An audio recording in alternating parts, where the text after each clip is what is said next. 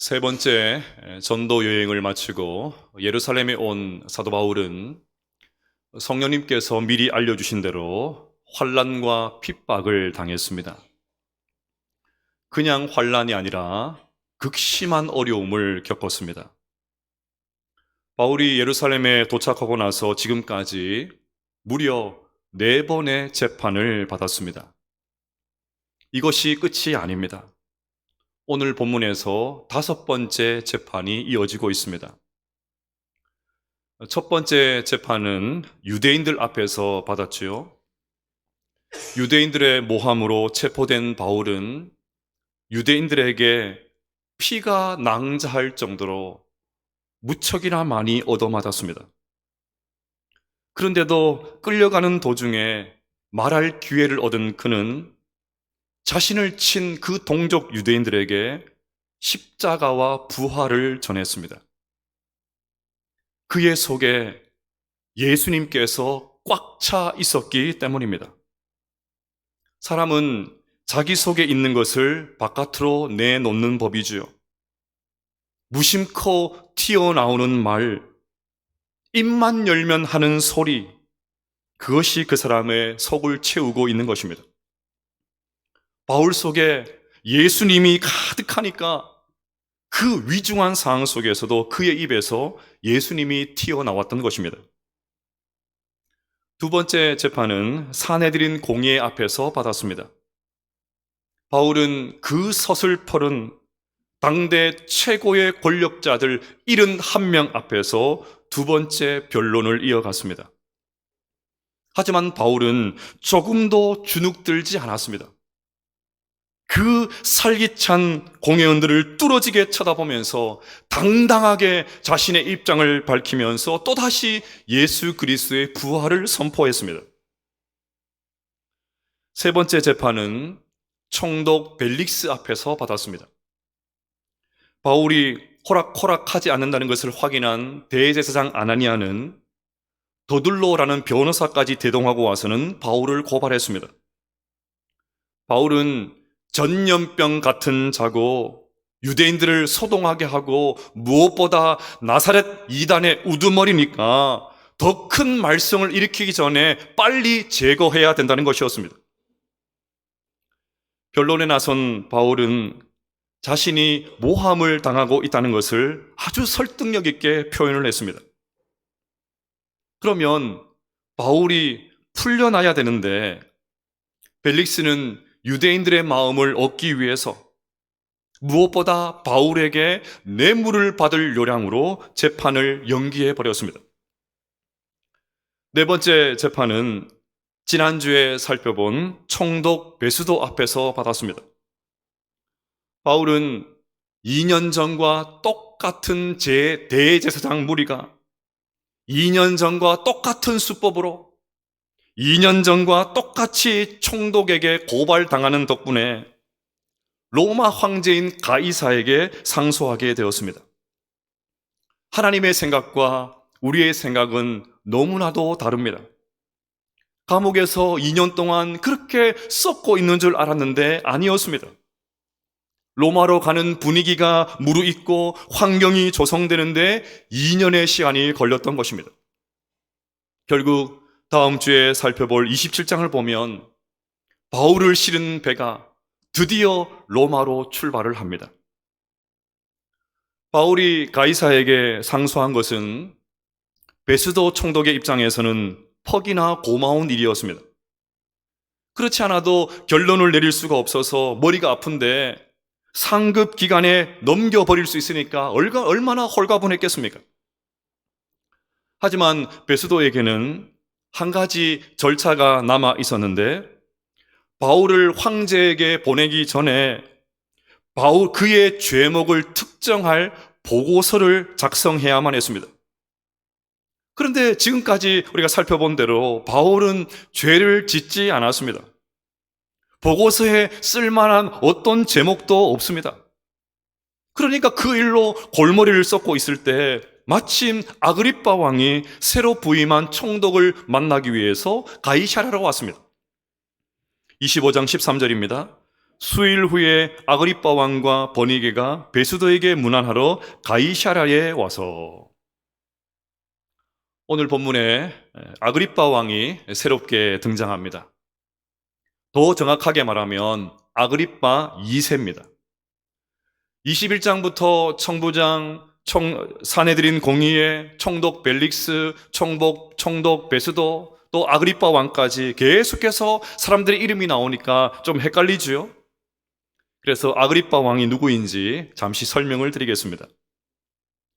아그리빠 왕은 집안 대대로 유다 나라를 통치했던 헤롯 집안의 사람입니다. 예수님께서 태어나셨을 때 아기 예수를 죽이기 위해서 베들레헴에 있는 모든 남자 아기를 죽였던 헤롯 대왕을 아시죠? 그 헤롯 대왕이 아그리빠 왕의 증조 할아버지입니다. 헤롯 대왕의 아들인 헤롯 안티파스는 세례 요한의 목을 베어서 처단했고 예수님을 빌라도에게 넘겨주어서 십자가 처형을 당하게 했습니다. 그리고 헤롯 안티파스의 아들인 헤롯 아그리빠는 우리가 이미 사도행전 12장에서 살펴본 대로 야고보를 칼로 죽였습니다. 그 헤롯 아그리빠의 아들이 오늘 본문에 나오는 아그리빠 왕이었습니다. 그러니 이 아그리빠는 유대의 사정에 매우 정통한 사람이었습니다. 베스도 총독은 바울의 상소와 관련해서 황제의 법정에 제출할 보고서를 작성하면서 그의 조언을 구했던 것입니다. 그리하여 아그리빠 왕이 참여하고 베스도가 주관하는 바울의 5번째 재판이 열리게 되었습니다. 그러니 보십시오. 지금 바울은 아그리빠 왕 앞에 서 있습니다. 그의 집안은 조상 대대로 하나님을 대적하고 교회를 핍박했던 집안이었습니다. 바울의 목숨줄을 그가 쥐고 있습니다. 그의 아버지가 야고보 사도를 칼로 베었습니다.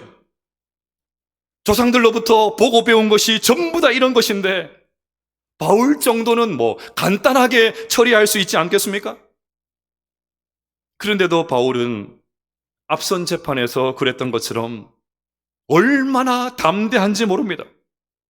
두려워하거나 떨지도 않습니다. 이게 정말 재판을 받는 사람의 모습이 맞나 싶습니다. 제 눈에는 아무리 봐도 바울은 재판을 받는 사람이 아니고 재판을 즐기는 사람 같습니다. 26장 2절을 보겠습니다. 아그리빠 왕이여, 유대인이 고발하는 모든 일을 오늘 당신 앞에서 변명하게 된 것을 다행히 여기나이다. 다행히 여기나이다. 다행히 여길 게 따로 있지. 지금 5번째 재판을 받고 있는데 뭐가 다행입니까? 풀려나야 다행이죠. 풀려나서 그렇게 가고 싶어도 로마로 가야 다행이죠. 그런데도 다행이라고 합니다. 더욱이 지금 바울의 앞에는 그 악명 높은 헤롯 대왕의 증손자가 앉아 있습니다. 지금 사느냐 죽느냐가 달려 있습니다. 이런 상황에서 다행이라니 제정신입니까? 그런데도 바울은 다행이라고 하면서 변론을 시작합니다. 왜요? 아그리빠 왕에게 복음을 전할 수 있었기 때문입니다. 내가 당신에게 찾아간 것이 아니고 죄수인 나에게 제 발로 찾아온 당신에게 복음을 전하게 되어서 감사하다는 것입니다.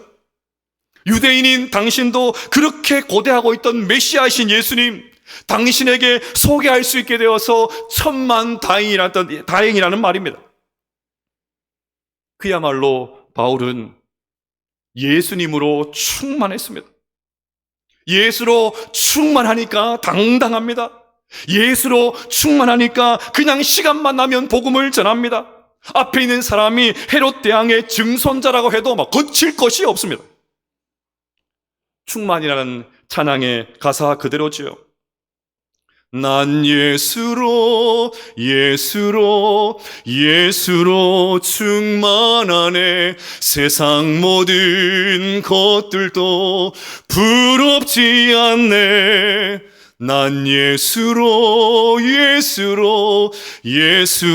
충만하네. 영원한 왕 내 안에 살아계시네. 예수로 충만한 것입니다.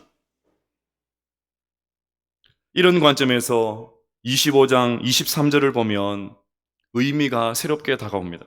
우리 같이 한번 읽어볼까요? 시작. 이튿날 아그리빠와 버니게가 크게 위험을 갖추고 와서 천부장들과 시중의 높은 사람들과 함께 접견 장소에 들어오고 베스도의 명으로 바울을 데려오니. 지금 재판정에 앉아있는 아그리빠의 모습을 보십시오.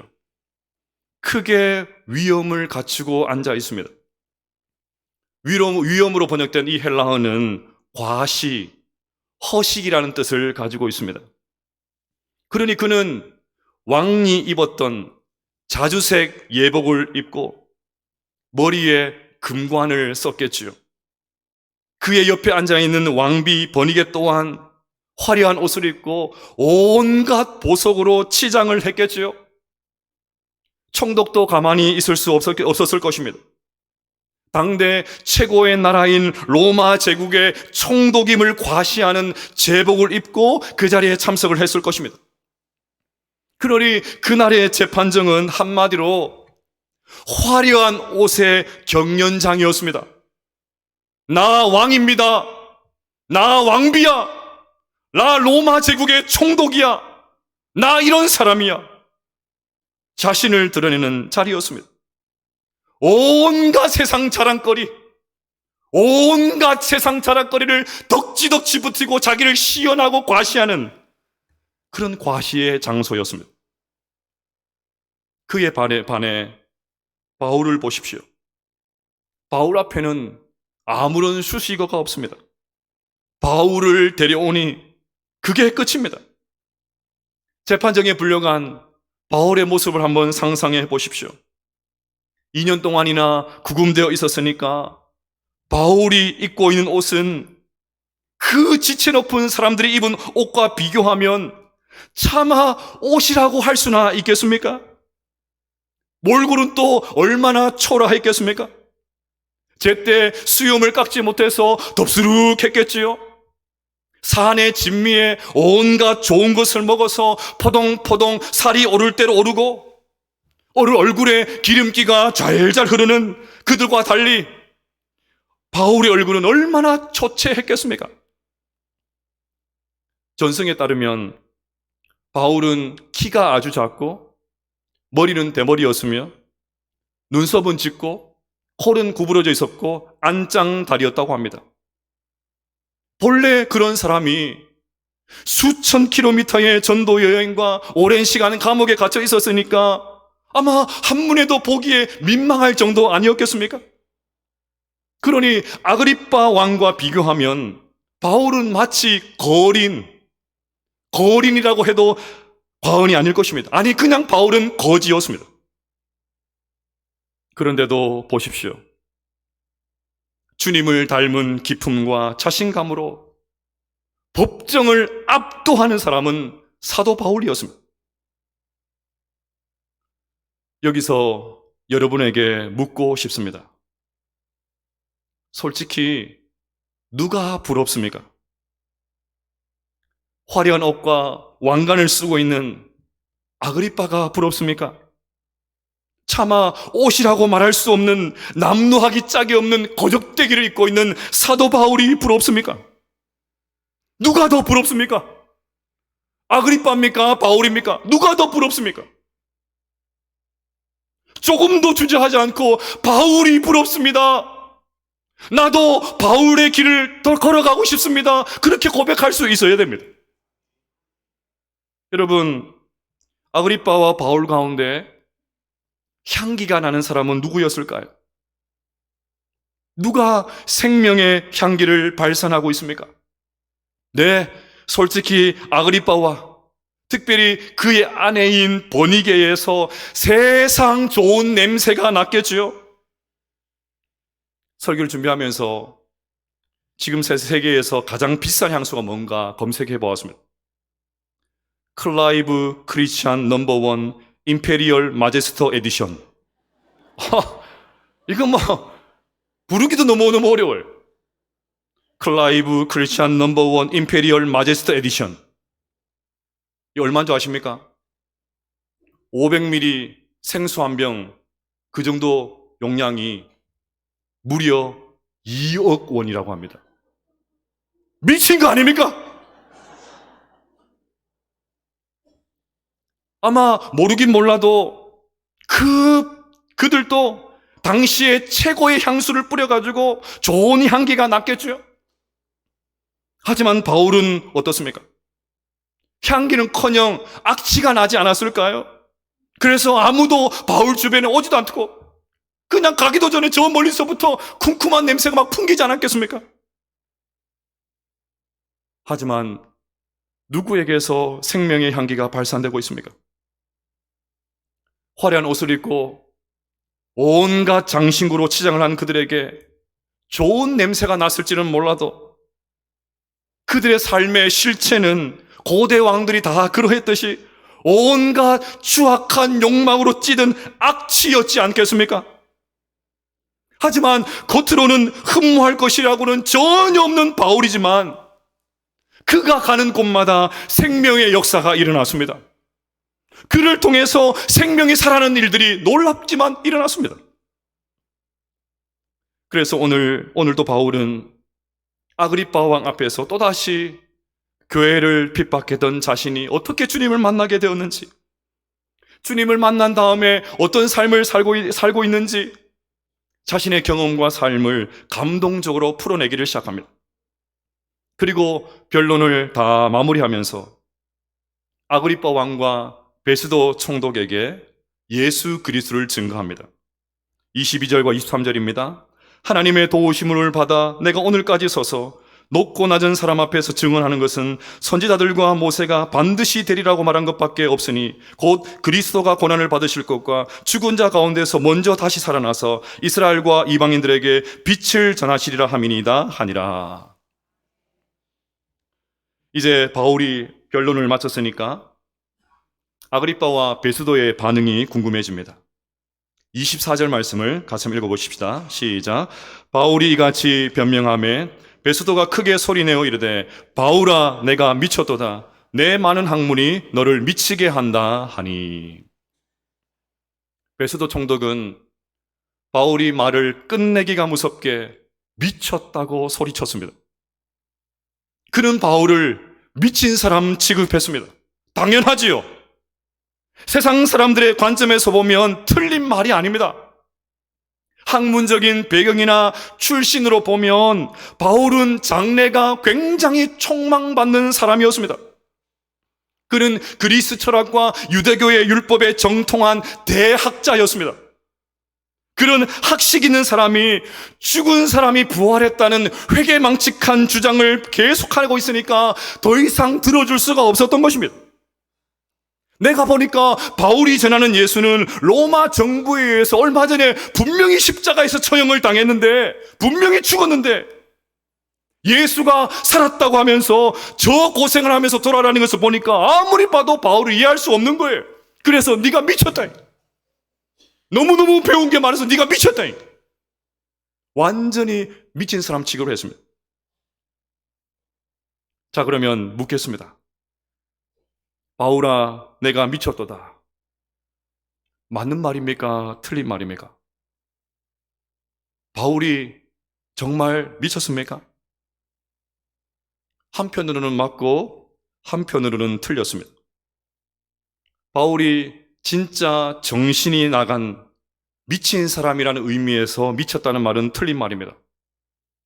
바울은 정신 나간 사람이 아닙니다. 지극히 정상입니다. 하지만 무언가에 몰두하고 있다는 의미에서, 무언가에 빠져 있다는 의미에서 바울은 미친 사람이 맞습니다. 바울은 예수에게 미친 사람이었습니다. 바울은 일평생 예수님께 미쳐 살았습니다. 먹어도 예수를 위하여, 마셔도 예수를 위하여, 매 순간 예수님께 미쳐 살았습니다. 그런 그가 이런 고백을 했습니다.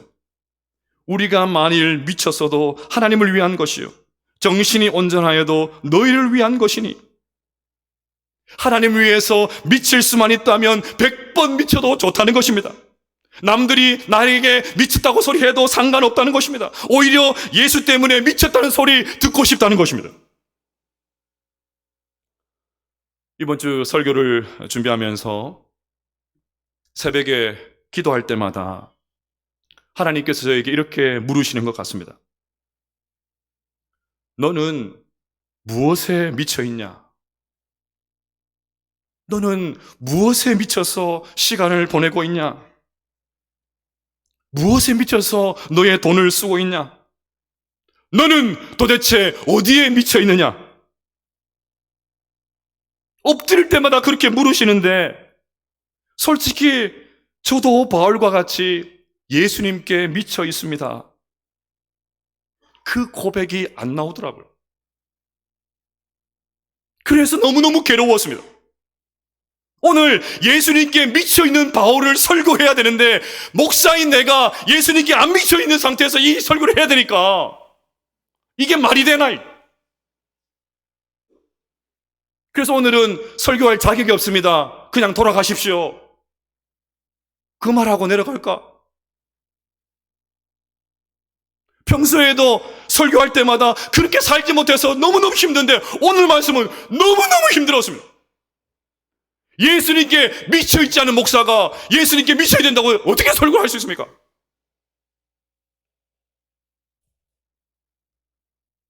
여러분에게도 묻고 싶습니다. 여러분은 무엇에 미쳐 계십니까? 어디에 빠져서 시간을 보내고 계십니까? 무엇을 탐닉하며 돈을 쓰고 계십니까? 어디에 가장 많은 물질을 사용하고 계십니까? 여러분은 도대체 어디에 미쳐 계십니까? 미쳤다는 말의 어감이 좋지 않게 들리지만 사랑하는 여러분, 하나님의 백성인 우리는 세상 사람들로부터 미쳤다는 소리를 들어야 정상입니다. 이런 소리를 자주 들어야 됩니다. 진짜 정신이 이상한 사람 그런 거야 말이 아니고 저분은 세상 사람들과 다르게 살고 세계관도 다르고 가치도 다르고 가는 길이 다르구나. 세상 사람과 똑같이 닮아 있다면 우리는 비정상입니다. 그것은 믿음이 약해졌다는 증거입니다. 엉뚱한 데로 가고 있다는 말이에요. 진짜가 아니라는 말입니다. 우리가 예수님 때문에 미쳤다는 소리를 우리도 들을 수 있어야 됩니다. 이렇게 말씀을 드리면 목사님, 저 이단에 빠져있는 광신도가 되라는 말입니까? 반문한 분도 계실지 모르겠습니다. 물론 그런 말은 아니지요. 하지만 솔직하게 그 이단에 빠져있는 광신도들을 손가락질하기 전에 그 사람들 뒤에서 보면서 수근거리기 전에 우리가 언제 한 번이라도 주님께 제대로 헌신한 적이 있습니까?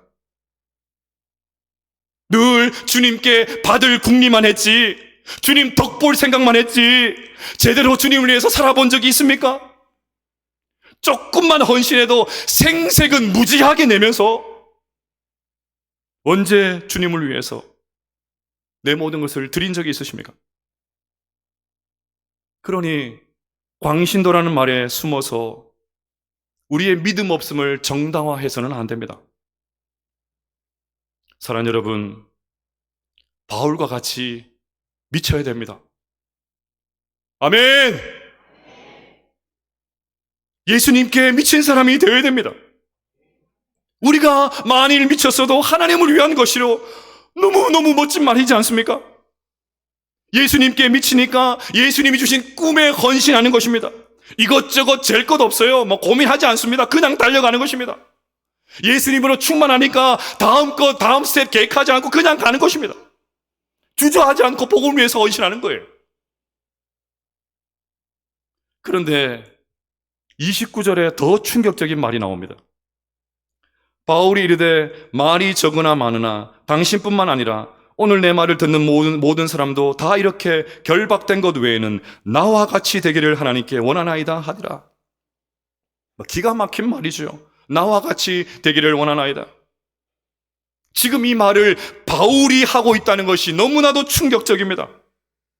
한껏 위엄을 갖추고 자기 자신의 자리를 과시하는 사람들 앞에서 세상적으로 무엇 하나 아쉬운 것도 없고 누리고 싶은 것들 다 누리고 있고 엄청난 절대 권력을 가지고 있는 아그리빠와 베스도 총독을 향해서 죄수인 바울이, 거적대기를 입고 있는 그 바울이, 냄새나는 그 바울이, 아무도 주목하지 않는 바울이 나와 같이 되기를 원합니다. 완전히 미친 거 아닙니까? 저들같이 되어야죠. 저들같이 좋은 옷 입고 다이아 금 주렁주렁 달고 향수 마제스터 넘버원, 그들을 주목해야 되는 것 아닙니까? 그들이 나와 같이 되라 그래야 되는 것 아닙니까? 그런데 오늘 사도 바울이, 아무도 주목하지 않는 사도 바울이 나와 같이 되기를 원합니다. 너무너무 충격적인 말 아닙니까? 무슨 말입니까? 나와 같이 되기를 원합니다. 무슨 말입니까? 화려한 옷을 입고 온갖 장신구로 치장한 당신들, 나는 하나도 부럽지 않다는 말입니다. 내 눈에는 당신들이 입고 있는 그 옷, 지금 누리고 있는 권세, 얼마 지나지 않아서 다 불타는 것밖에 보이지 않습니다. 또 나와 같이 되기를 원한다는 말은 지금 내 처지가 하나도 부끄럽지 않다는 말입니다. 당신들이 무슨 말로 나를 지금 조롱해도 온 세상에 진짜 왕이신 예수님께서 내 안에 계신데 내가 진짜 행복자입니다. 그 말입니다. 또 나와 같이 되기를 원한다는 말은 당신들이 너무 불쌍하다는 말입니다. 지금은 당신들이 나를 재판하고 있지만 머지않아 왕 중의 왕이신 예수님께서 당신들을 재판할 텐데 그때는 어떻게 할 거냐는 것입니다. 그러니 어서 빨리 나와 같이 예수님 믿으라고, 나와 같이 예수님 믿어야 된다고, 그 말이지 않습니까? 이쯤 되면 누가 재판을 받고 있는지 모를 지경입니다. 지금 재판을 받고 있는 사람은 바울이지요. 근데 사실은 아그리빠 왕과 베스도 총독이 바울에게 재판을 받고 있는 것처럼 보이지 않습니까? 지금 고소당한 사람은 바울인데 사실은 바울이 지금 고관들을 고소하고 있습니다. 그들이 지금 바울의 처지를 안타깝게 여기고 있지만 사실 바울의 눈에는 그들이 한없이 불쌍해 보였습니다. 그들이 지금 바울을 미쳤다고 하는데 사실은 바울만 제정신이고 그들이야말로 미친 사람이었습니다. 사랑하는 여러분, 우리 그리스도인들에게 우리 안에 계신 예수님으로 인해서 이런 당당함이 있게 되시기를 축복합니다. 예수로 충만해서 사도 바울이 가지고 있던 이 자부심, 이 품격, 나는 당신들 하나도 부럽지 않습니다. 세상적인 거 하나도 부럽지 않습니다. 내 안에 예수님이 계신데 영원한 천국이 저곳에 기다리고 있는데 나는 당신들 하나도 부럽지 않습니다. 이 당당함, 이 품격, 우리 모두가 소유하게 되시기를 주님의 이름으로 축복합니다.